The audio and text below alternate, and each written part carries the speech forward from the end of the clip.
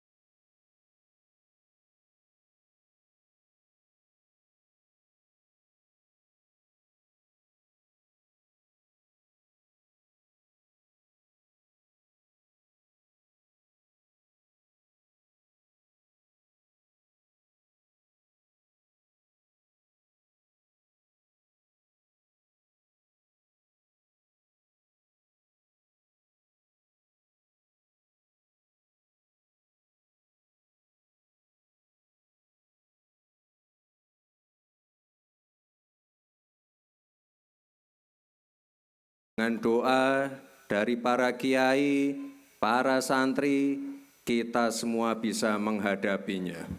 Amin. Yang saya hormati Sesepuh Pondok, Bapak Kiai Haji Adib Rofiuddin Isa, beserta jajaran Dewan Sepuh, para kiai, pengasuh pondok Buntet, seluruh alumni, para santri yang saya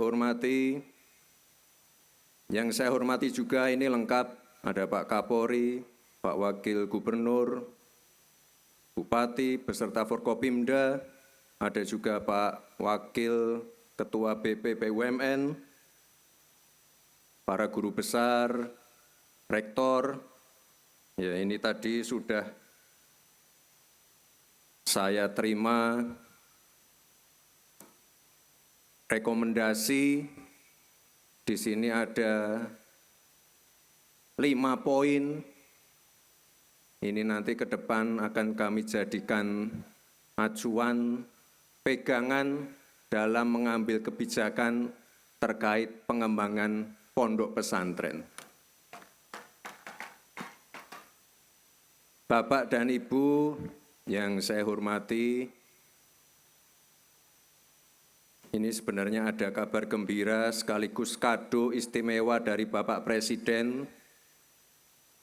Jadi Bapak Presiden sudah memberikan persetujuan untuk pembentukan Ditjen Pesantren di Kementerian Agama. Ini saya ucapkan terima kasih kepada para kiai, para santri, alumni pondok yang sudah mengawal pembentukan Ditjen Pesantren ini. Jadi Bapak Ibu, terutama untuk para santri ya, Ditjen Pesantren ini dibentuk sebagai suatu bentuk bahwa pemerintah itu hadir hadir langsung dalam mendukung perkembangan pesantren di seluruh Indonesia, sekaligus memperkuat fungsi pesantren di bidang pendidikan, dakwah, dan pemberdayaan masyarakat. Bapak dan Ibu yang saya hormati, malam ini saya sengaja datang ke Cirebon, bertemu Bapak Ibu semua, para kiai, dalam rangka 3 abad Buntet. 300 tahun bukan waktu yang singkat. Ini adalah bukti kiprah Buntet yang besar dalam membangun fondasi bangsa. Buntet bukan hanya saja sebagai pesantren tertua di Cirebon, tapi juga sebagai simbol keteguhan pendidikan Islam di Indonesia.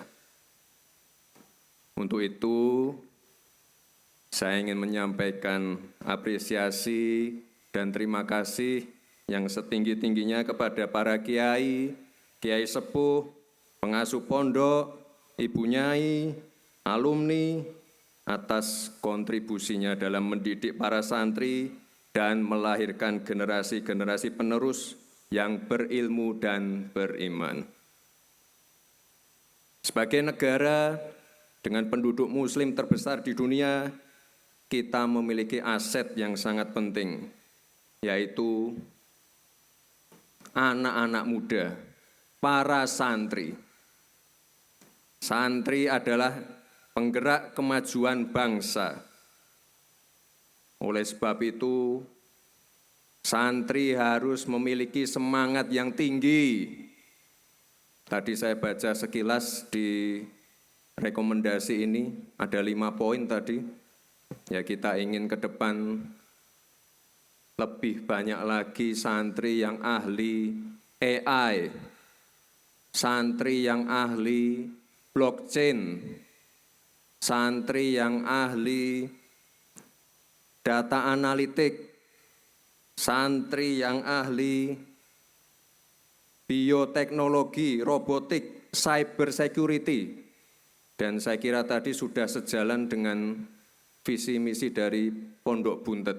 Karena ya kalau santri pasti akhlak dan ilmu agamanya baik, tapi akan lebih baik lagi kalau menguasai teknologi dan bisa menjawab tantangan zaman.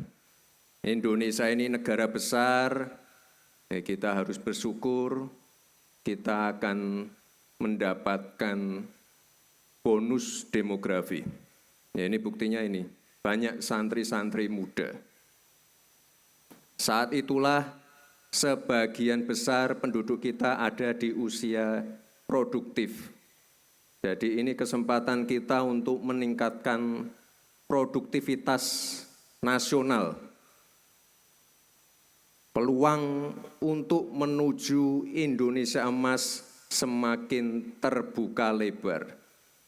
Tapi saya ingatkan Bapak Ibu, para santri, kesempatan ini hanya datang sekali.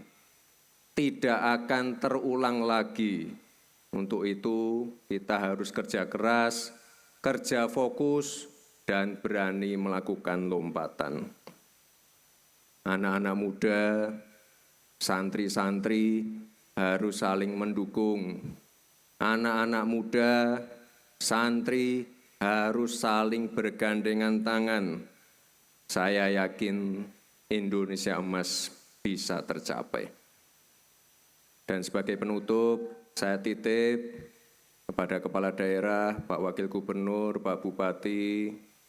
Ini tadi sore sebelum ke pondok kita sempat menengok sebuah tempat kelompok nelayan. Saya ingin nanti ke depan antara pemerintah pusat dan pemerintah daerah bisa lebih bersinergi, melibatkan santri-santri, melibatkan pondok, melibatkan alumni pondok, dan saya ingin